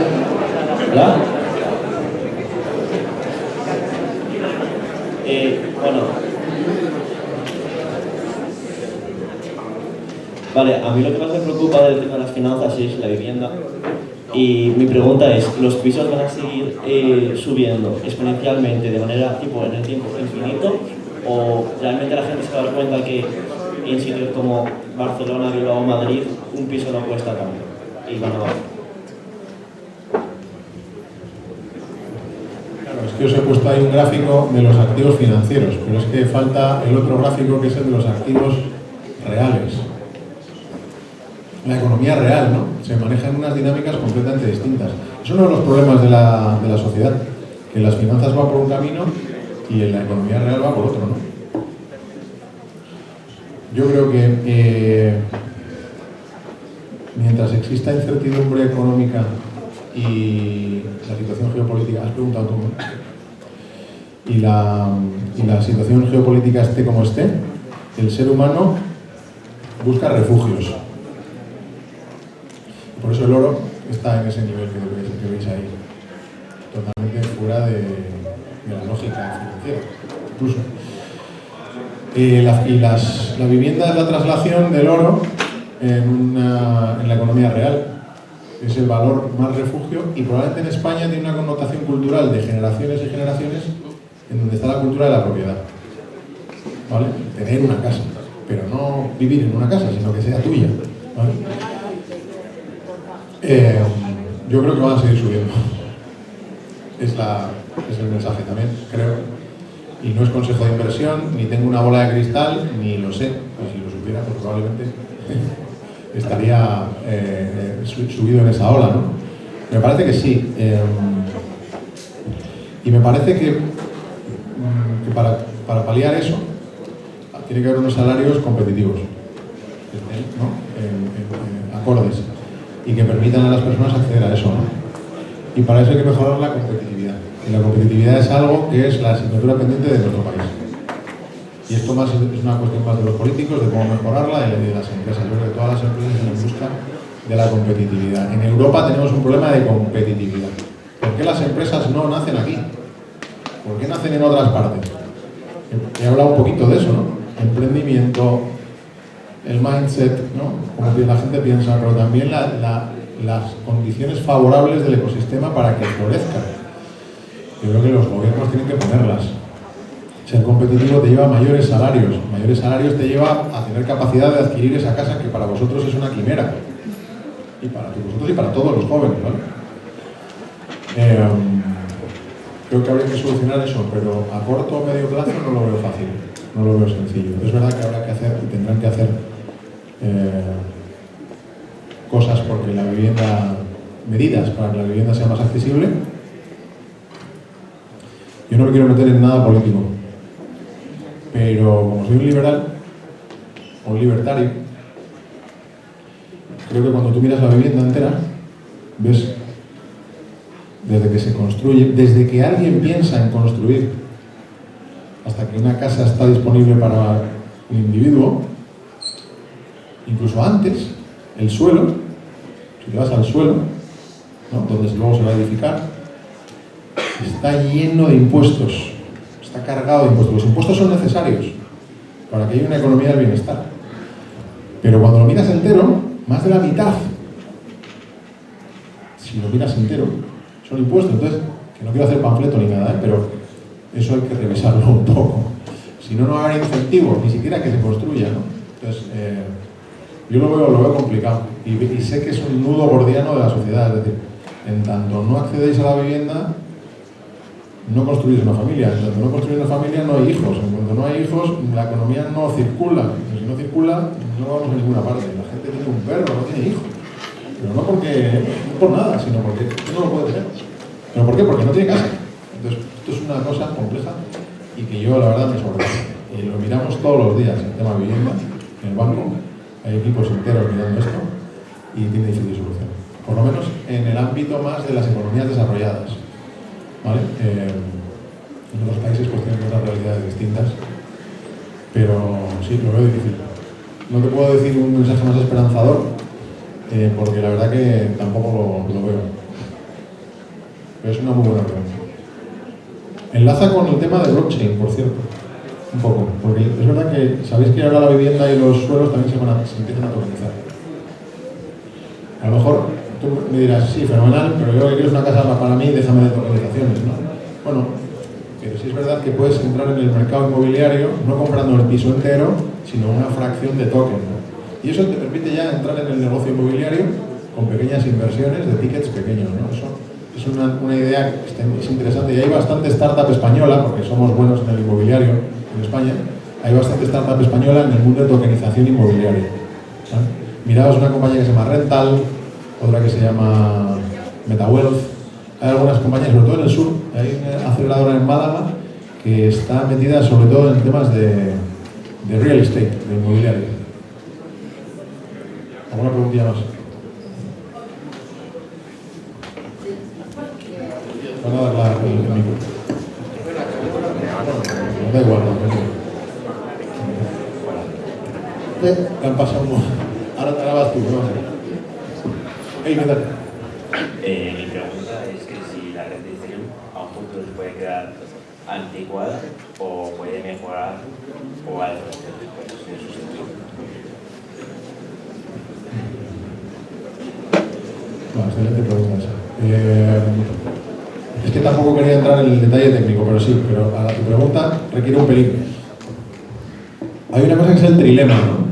Igual lo habéis estudiado, y los que les gusta más esto, pues mirad, el trilema de blockchain, ¿no? El trilema. O sea, que el trilema es que no puedes coger las tres, ¿no? Pues eso sí, un trilema, ¿no?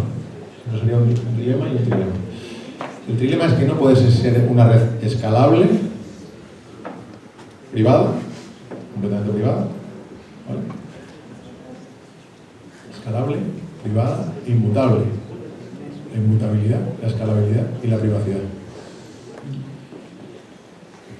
las nuevas versiones de Ethereum solucionan el trilema, ¿vale? Y eso es un poco el anuncio que ha hecho Vitalik en la última vez que ha hablado, ¿no? Este hombre habla así de pronto, es un poco un profeta. Lo cierto es que sí que va a tener evoluciones significativas. Si has seguido un poco la génesis de Ethereum y cómo funcionaba en un protocolo de prueba de esfuerzo, de proof of work, ¿vale? Como Bitcoin, que es que todos los mineros tienen que hacer un trabajo, todos, y solo gana uno. Nos ponemos todos a dar vueltas al colegio a correr. Vamos. Corréis todos, os cansáis todos, sudáis un montón, todos. Pero siempre hay uno que ha sido el más rápido. Ese es el que se lleva el incentivo, ¿no? Y los demás, ¿habéis corrido en balde? No totalmente en balde, porque Bitcoin es como colaborativo, entonces os anima, o sea, habéis corrido, habéis hecho el esfuerzo, qué guay.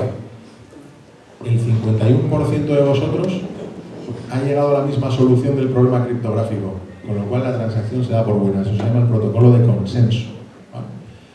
Ethereum hace unos años hizo un proceso que se llama el merge, que cambió el protocolo de consenso, porque el protocolo este que os he dicho de correr todos alrededor del colegio, los mineros a hacer el problema criptográfico, consume un montón de energía. Habréis escuchado, Bitcoin tiene una huella de carbono brutal. Bitcoin consume energía como Holanda todo el año. O sea, Bitcoin es un país en términos de consumo de energía. Eso no lo puedes permitir, porque, joder, se entiende que la tecnología todavía es el ritmo, ¿no? Ya sabemos que no lo es. Todo el mundo habla de la huella de Bitcoin, nadie habla de la huella que deja la IA. ¿Vale? O sea, es otra... Si queréis, otro día hablamos de IA aquí, hacemos una sesión solo de IA. Es uno de los temas que a mí también me interesa. Entonces, en realidad, estos de Ethereum cambiaron el protocolo, se fueron de Proof of Work, todos corremos, a Proof of Stake, que es solo corren aquellos que tienen nodos cargados de Ether. Es menos democrático, pero es más verde. Eso es un cambio de ingeniería bestial, y lo hicieron sin parar la red. Y no se cayó, ¿vale? Siguió. Y ahora es Proof of Stake. Y el calendario de Ethereum que han publicado trae muchas de estas mejoras. O sea, la red de Ethereum trae muchas de estas mejoras. Entre que la red de Ethereum mejora y no mejora, han salido también competidores de Ethereum, lo que se llaman los Layer 2. No sé si habéis leído los Layer 2, los L2. Es que me estoy dirigiendo a vosotros porque supongo que sois los que miráis esto, ¿vale? O los que vais a mirar esto. Esos layers, esas capas de tecnología, solucionan los problemas de Ethereum. Ethereum, en vez de considerarles competidores, los trae a su ecosistema, les da un incentivo y construye, porque es open source, porque es economía abierta, porque es colaborativo, y avanzan que no veas. Entonces yo ese proyecto sí me lo creo que va a tener un montón de evoluciones a tu pregunta.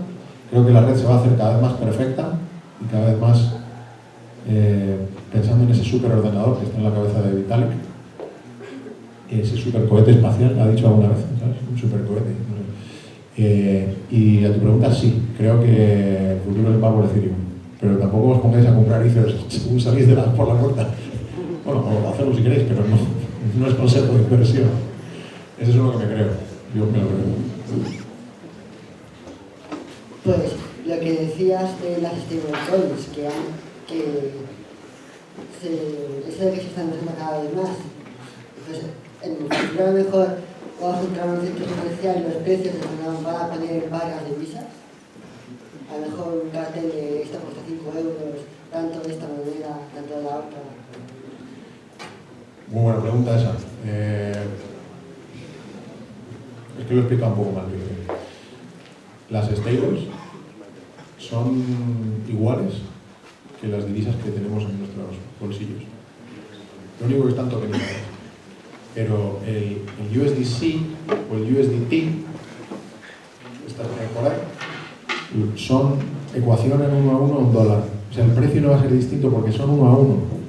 Siempre son iguales. Da lo mismo el precio en dólar que en dólar circle.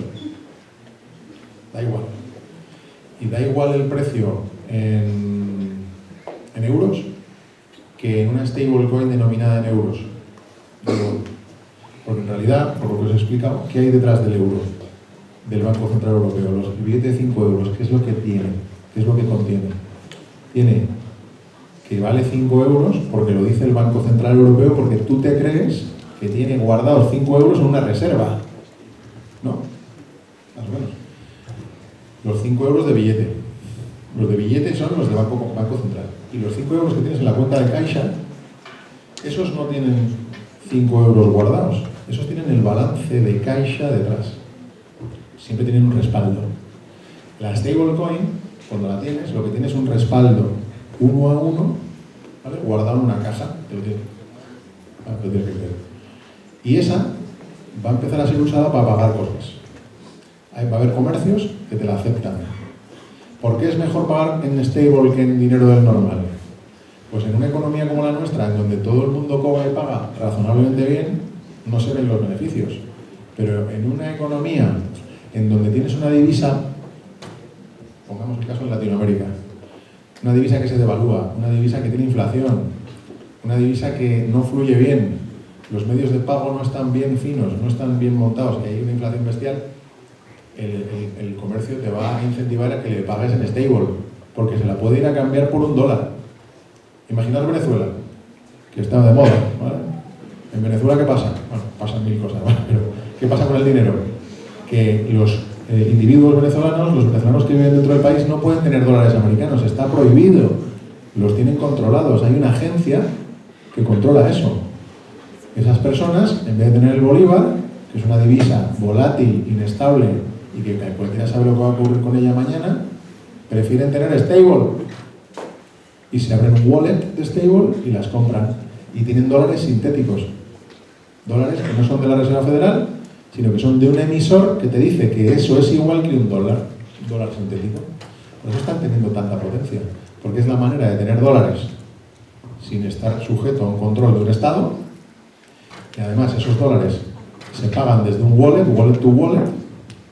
Y si tienes un amigo o un familiar en el extranjero, en un país en donde hay otra divisa y en un corredor de remesas que no funciona bien, tú le mandas las stables y instantáneamente ya las tiene en su wallet. Tienes mi caso, un hijo estudiando fuera.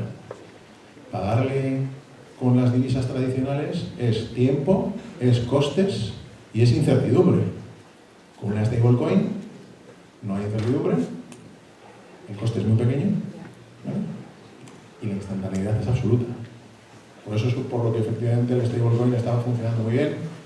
Y luego los de arriba seguro que están metidos en plataformas de DeFi que te compras las stablecoins y te dan un 5% o te dan un 10%. Los protocolos de finanzas descentralizadas. Hay un montón de esto ahora. Mientras que el banco te paga un 2% por tu dinero, hay gente invirtiendo en el mundo de finanzas descentralizadas sacando un 10%. En el banco el dinero está seguro con un fondo de garantía de depósitos. Mientras que las stablecoins hay que creérselas. Y el mundo de las plataformas de DeFi hay que creérselo, está desregulado. Un día puede haber un lío. Pero hombre, para jugar con un poquito de dinero y entenderlo un poco, puede molar. Preguntas. No os quedéis con ninguna pregunta. Hola. Hola. A ver, ahora que has dicho lo de que con las stablecoins se puede mandar dinero de un país a otro y eso, no hay cierto... ¿Cómo decirlo? Ahora Hacienda y todo eso estaban mirando mucho el tema de las criptomonedas, las transacciones de grandes cantidades y todo eso. A ver, si por ejemplo tengo un hijo en el extranjero y quiero mandarle grandes cantidades de dinero, ¿no tendría problemas en hacerlo? Es una espectacular pregunta. Todas las stables funcionan en un wallet, ¿vale? Y esos wallets normalmente te los da una compañía. Normalmente, ahora decimos por qué, no en todos los casos, pero normalmente los tienes en un Revolut, en un Kraken, en un Coinbase, en un Bitstamp, en un Bit2Me, que es el operador en España más famoso, y tu hijo, este que está por ahí, mío, ¿no? O la mía, también tiene un wallet en donde recibes dinero. Y normalmente te lo da un proveedor. Usas una empresa. Esa empresa tiene una obligación fiduciaria primero, financiera, ¿vale? De establecer la compañía de una determinada forma, y tiene que cumplir con unos principios de prevención de blanqueo de capitales, ¿vale? En España hay una agencia que se llama el SEP Black, que se encarga de todo eso, pero internacionalmente está el AMLA, que está en Frankfurt, que casi nos lo traemos a Madrid, pero ahí fallamos los españoles, casi no lo traemos, está en Frankfurt, que lo que hace es prevenir el blanqueo de capitales internacional y con unas normas muy estrictas que tienen que cumplir. Entonces, antes de que yo pueda mandar dinero a mi hija o a mi hijo, hay una cosa que se llama Know Your Customer, que es todo lo que te hacen de tomarte todos los documentos y abrirte el wallet cuando te lo abres, tienes que cumplir con una serie de trámites legales que son precisamente para esto. Hay una oportunidad que es mandar el dinero a un wallet que no es de un exchange, perdonadme que la terminología es un poco, que no es de Kraken, que no es de Coinbase, que no es de tal, que no es de Santander, Open Bank, que no es de BBVA, que es un wallet autohosteado, o autohosteado, un MetaMask, o tener tu cripto, tu stable en un pendrive, ¿no? Esos están fuera del sistema, esas no se controlan. Ahí Hacienda está con un problema y las autoridades de prevención de blanqueo también tienen un problema, pero la otra opción que había era prohibirlas. Lo que pasa es que los clásicos del Bitcoin y la gente que lleva en esto mucho tiempo no la tiene ahí, la tiene en un unhosted wallet, ¿vale? En un MetaMask. ¿Tenéis MetaMask? ¿Alguien? ¿Usáis MetaMask? Ahí es un zorrito. Está guay. Yo lo uso. Y efectivamente esos no se ven tanto. Ahora hay un proyecto muy grande para controlar los wallets de MetaMask, sin violar la privacidad. Una vez más, un reto de ingeniería. Hay unos algoritmos que se llaman Zero Knowledge Proof, ZKPs. Mirároslo a ver. Es poder ver las transacciones de un wallet sin tener que revelar la identidad del individuo. Pero por lo menos las controlas. Pero sí, el gran riesgo de la stablecoin es fundamentalmente el blanqueo de capitales. Estoy de acuerdo. Y el riesgo que le ven los reguladores globales a las stablecoins es ese que has dicho. Exactamente.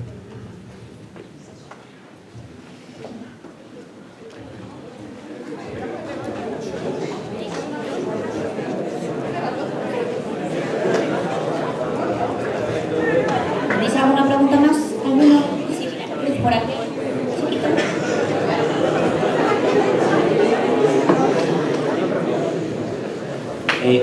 ¿Crees que las economías descentralizadas van a sustituir a las centralizadas?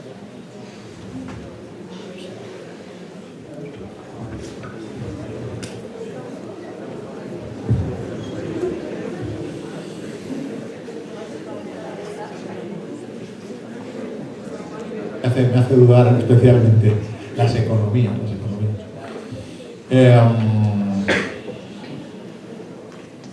O sea, hay una cosa que estudiábamos en la carrera, fíjate, es que siempre sale. Por eso es tan importante cuando estéis ahí estudiando el que se os queden imprimados los conceptos, porque luego siempre salen. El principio de subsidiariedad, llamaban, que era que lo que puede hacer el ente pequeño no lo tiene que hacer el grande. Entonces yo veo que el modelo descentralizado es una belleza, porque las cosas pequeñas que generan eficiencia las pueden hacer entes pequeños, mientras que las cosas verdaderamente relevantes las debería hacer un ente grande. Descentralizado, muchos entes pequeños haciendo cosas, versus centralizado, ¿no? Una de las cosas que te llevan al modelo centralizado, ¿vale?, es el control.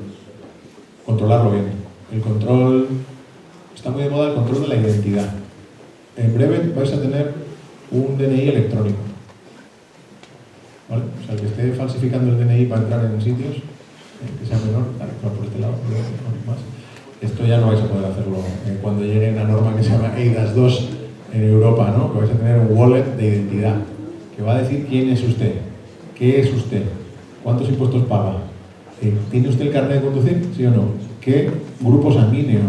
¿Qué título universitario o qué título de FP tiene usted junto dentro de un wallet? No va a poner cosas que pertenecen a la persona, como la orientación sexual, la religión, Todo eso queda fuera porque se entiende que es de la esfera del individuo, pero todo lo demás va a estar dentro. Nosotros tenemos discusiones de la identidad soberana descentralizada. Eso no tiene por qué tenerlo un Estado central que te controle tu vida. Eso debería estar descentralizado y que tú la gestionases y decidieses con quién quieres compartir datos y con quién no quieres. Yo quiero compartir datos míos con una empresa que me vende un servicio, pero no quiero saber que sepan, no quiero que sepan cuándo es mi cumpleaños. Lo que tienen que saber es si soy mayor de edad, pero no cuándo cumplo.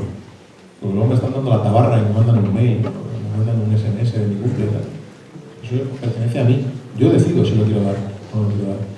Va un poco en esa línea del control central versus la economía descentralizada.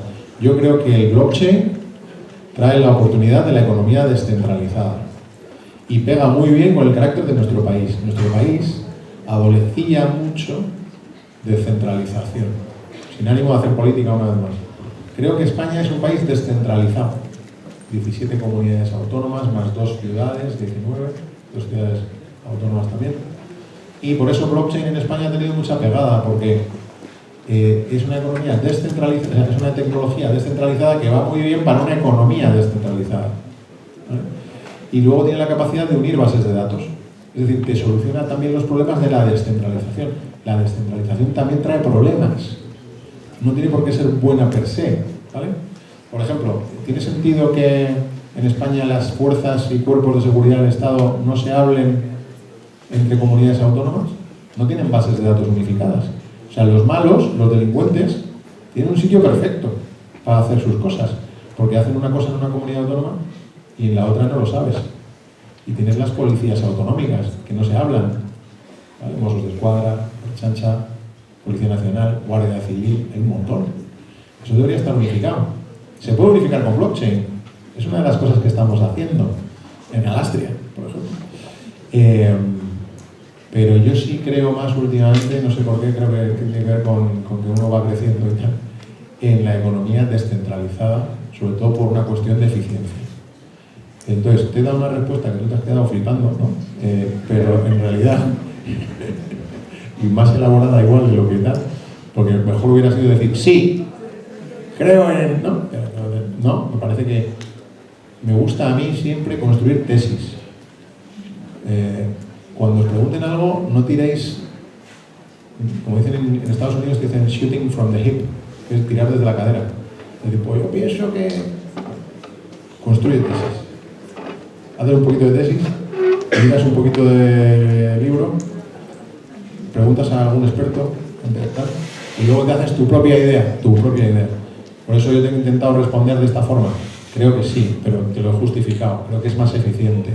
Tiene también cosas malas, y creo que con tecnología que nos traen ahora se pueden solucionar esos problemas que da también la descentralización. Yo quería hacerte una pregunta, ¿vale? Ya que estamos en un colegio, siempre nos gusta saber desde el punto de vista de los expertos, pues el lado de cómo veis desde el área empresarial o institucional los retos a los que nos enfrentamos en los centros educativos. Por ejemplo, en tu área, que está muy ligada con el tema tecnológico, ¿verdad? Y con el tema de las finanzas y la economía, ¿qué crees que teníamos en qué tenemos nosotros que poner el foco desde las instituciones educativas? ¿Por dónde crees que van a ir los tiros? ¿Cómo podemos de alguna manera cargar la mochila de nuestros estudiantes de herramientas que les sirvan en el futuro en tu sector? Yo creo que más o menos lo hemos ido cubriendo un poco a poco durante la charla, porque he derivado un poco en algunos, divagado también, perdonad, en algunas cosas. Se trata de construir personas completas. Y hay dos escuelas, ¿no? Hay gente que piensa en los generalistas y hay gente que piensa en los especialistas. Probablemente el mundo anglosajón es de especialista. O sea, el mejor en iluminación haciendo una peli. Dices tú, ya, pero este hombre solo sabe de iluminar. Y si un día no hay trabajo de iluminador o la IA te soluciona esos temas, yo siempre pregunto, ¿por qué Peaky Blinders La serie es tan increíble cuando la ves. O sea, las escenas las puedes masticar. Y es por la iluminación. Mientras que Los Serrano, o Aquí no hay quien viva, ahora hacemos series muy buenas, pero las que hacíamos antes eran muy divertidas, pero era un desastre en términos de escenografía, imagen e iluminación. Soy un poco freak de la iluminación, ¿vale? Y es porque tiene un especialista. Entonces, el especialista es empleable, ¿vale? Pero también es disruptible, porque luego no sabe reconstruirse. Creo que las personas tienen que ser versátiles y poder hacer cosas distintas y ser flexibles. Y la flexibilidad es probablemente con la resiliencia el valor más importante de un profesional. Porque te encuentras con un montón de situaciones en donde tienes que tirar de no se sabe dónde. Probablemente es de flexibilidad, primero personal, de coger un avión a las 2 de la mañana, trabajar 20 horas al día, quedarte sin vacaciones, hacer cosas que no están en tu territorio ni en tu terreno, pero las tienes que hacer. Entonces, construir personas flexibles, pero luego hay que saber divertirse, hemos quedado, ¿no? Eso también lo hemos dicho antes. Pero personas flexibles y versátiles a mí me gusta más. Yo cuando vamos a fichar a alguien lo que miro es la flexibilidad y la resistencia que se ve en las personas mucho. Y también creo que miramos el pensamiento lateral. El lateral thinking, el cómo alguien te viene con una idea que te rompe la cabeza. Aunque sea una chorrada. No hay chorradas, tirarlas, o sea, es que muchas veces tiene mucho sentido. Pero cuando alguien está ya más desempeñado en su carrera, probablemente lo primero que le preguntas es, ¿pero usted qué sabe hacer? ¿No? Oye, veo que has hecho un montón de cosas, veo que tienes una experiencia muy buena, un montón de cosas, pero ¿usted en qué luego se ha desempeñado? ¿Cuál es su toolkit? ¿Cuál es tu caja de herramientas? ¿Qué traes en la caja de herramientas? ¿No? Entonces, creo que cuando estás empezando tienes que ser versátil, completo, funcional y flexible, pero que luego en tu camino tienes que irte encarando, enfocando en algo que sea reconocible. Probablemente cuando estás en tu carrera más álgida, vuelves a ser otra vez un generalista. Porque tienes que mirar la compañía entera. Cuando me ha tocado ser CEO de esta empresa, me he mirado las personas, me he mirado las finanzas, me he mirado la actividad comercial, me he mirado la tecnología, me he mirado la parte legal y jurídica, me he mirado la parte de innovación, me he mirado la parte de ecosistema, me he mirado todo. Me he mirado el lobby, que es cómo contar las cosas, la comunicación es clave. Vuelves a esa parte, digamos, de generalista. Pero cuando estáis en construcción, es ser esponjas y ser flexibles y ser versátiles. Yo creo que es lo que más se mide, lo que más se pide. Y el pensamiento lateral y crítico que os decía antes, sin ser un dolor, sin convertirte en un dolor con patas, ¿sabes? Que alguien que cuestiona todo. Pero hay que cuestionar. Cuestionar es clave. Vale, pues muchísimas gracias, Juan. Yo, bueno, por terminar,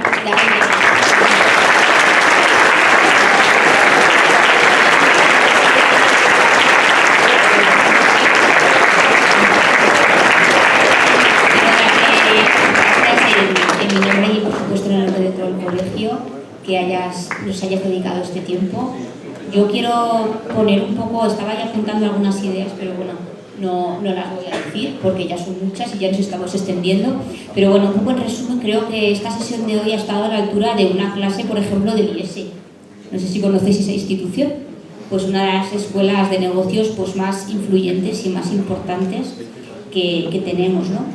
Creo que igual ahora, he visto aquí caras de gente más jovencita, igual no sois capaces de trascender todo lo que se ha dicho aquí. Pero creo que vais a poner en valor más, como se dice ahora, ¿no? Más pronto que tarde, todo lo que nos ha trasladado Juan. Desde el punto de vista personal, hablándonos también de sus retos, como desde el punto de vista, sobre todo, pues de un recorrido por una clase maravillosa, desde el tema del dinero, el tema de los retos a los que se enfrentan ahora también las instituciones, pues con los bitcoins, con los tokens, con tal. mil cosas, ¿no? Importante también lo que él comenta, es que el idioma de las finanzas es el inglés. Otra vez nos viene a reforzar el proyecto que tenemos en Santa Gema con Cambridge.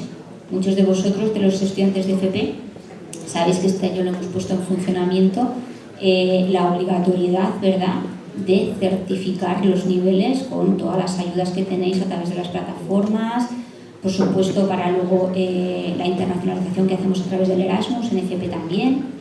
Con lo cual quiero decir con esto que el mundo va en la línea de las directrices que estamos marcando en Santa Gema. Entonces, para mí decirte, Juan, que es un placer escucharte, creo que nos has transmitido tus conocimientos en un lenguaje cercano, de una manera cordial y afable, cosa que esto también se agradece. Y por supuesto, pues bueno, agradecerte tu presencia y contar contigo para las veces que quieras venir, porque esta es tu casa para lo que necesites.